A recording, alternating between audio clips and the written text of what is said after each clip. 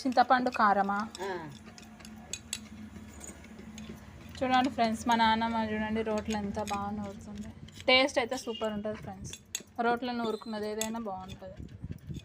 అలా ఇంతదేమో అడుగు కొనవదాం ఇంత. మీరు ఇంటారా? మా తెస్తాం ఇంత.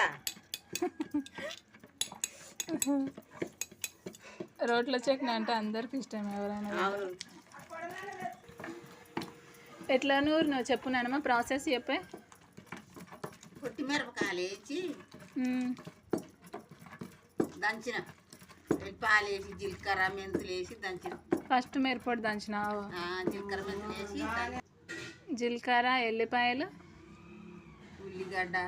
ఉల్లిగడ్డ, చింతపండు నూరుతున్నా.